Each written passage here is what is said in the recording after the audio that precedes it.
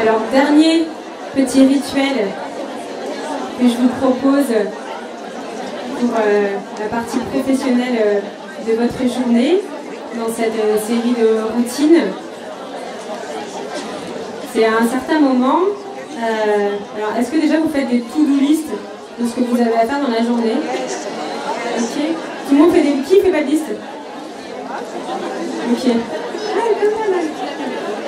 Donc est-ce qu'il y a un moment de la journée où vous regardez votre liste et vous vous dites oh, j'ai jamais fini lundi ce soir? Ok, bon ça m'arrive tous les jours aussi. Donc dans ces cas-là, plutôt que regarder tout ce qui reste à faire sur la liste, de toute façon on sait on n'arrivera pas à le faire, et bien on va regarder tout ce qu'on a déjà fait en fait.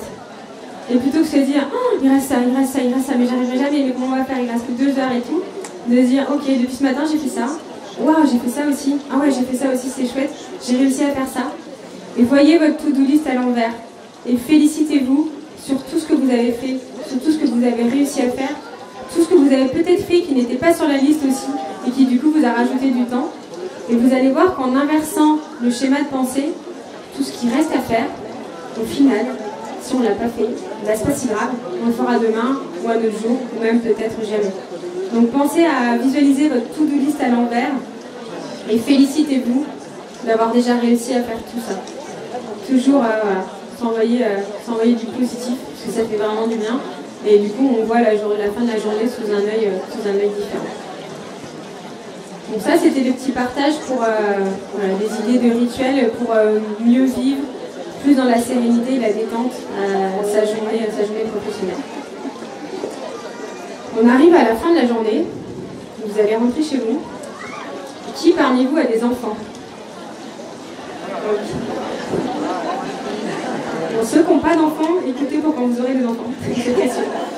Donc quand vous rentrez chez vous, il est, je sais pas, 5h, 6h, 7h, vous êtes fatigué de votre journée, vous avez plein de trucs à faire sur la to-do list de la maison, si vous avez les enfants, faire à manger, ce genre de trucs-là.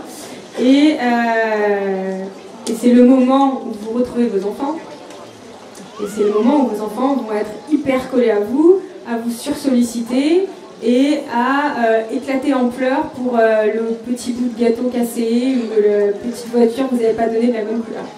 Vous voyez le moment dont je veux parler ou pas? Super, ouais, vous visualisez bien. Alors déjà, la bonne nouvelle, c'est que c'est chouette que vous viviez ce moment-là, parce que vous avez l'immense privilège d'être la figure d'attachement de votre enfant. Alors ça, c'est des grands concepts qui sont développés par Isabelle Filiosa, Catherine de Montel-Crémer et toutes ces grandes dames que j'adore. Donc être la figure d'attachement, c'est super. Ça veut dire qu'en fait, nos enfants, pendant la journée, ils ont contenu plein d'émotions, notamment en classe, même s'ils ont des instituteurs comme vous, ils doivent quand même rester assis, être sages, écouter des consignes, et ils réfrènent plein d'émotions. Et quand ils vous retrouvent, ils sont tellement en sécurité avec vous qu'il y a toutes les émotions qui rejaillissent en fait. Mais souvent, elle va ressortir pour un truc qui n'a rien à voir. Exemple de scène, vos enfants étaient chez les grands-parents, ils vous retrouvent, donc il y a aussi un petit débordement émotionnel en général à ce moment-là, et là vous avez la petite remarque du grand-père ou de la grand-mère qui fait bien plaisir en disant « Je comprends pas, ils ont été adorables, et dès que t'es là, ils deviennent hyper chiants. » Vous l'avez vécu ça aussi? Eh ben, c'est parce que vous êtes la fameuse figure d'attachement. Donc je le dis en rigolant, mais moi une fois que j'ai compris ça, ça a changé ma vie. De me dire, ok, là elle explose parce que j'ai pas pris le bon feutre, c'est pas contre moi, c'est pas contre le feutre, c'est juste qu'elle a eu trop d'émotions et ça ressort là maintenant. Donc une fois qu'on le sait, on va pouvoir le vivre vachement mieux et pouvoir prolonger la journée dans des conditions vachement plus douces. Donc un truc qui est très chouette, c'est de tout de suite créer un temps de connexion avec ses enfants, dans lequel tout le monde va aller décharger les tensions et ça va pouvoir faire que la fin de la journée elle se passe mieux. Donc un rituel qui est hyper simple, que les enfants adorent et qu'en général les parents adorent aussi, c'est de faire une petite boum. Donc juste, vous mettez la musique et vous dansez. Ça c'est facile, ça ne prend pas de matériel, ça ne besoin pas besoin de place. Et juste de danser, de bouger son corps. On met la musique, on danse? Non, je rigole. Ça fait du bien, ça relâche toutes les tensions, ça relâche toutes les émotions. Les enfants ils rigolent et la connexion elle se refait parce qu'après quand vous dansez avec les enfants, Vous pouvez leur attraper les mains, vous pouvez les prendre dans vos bras.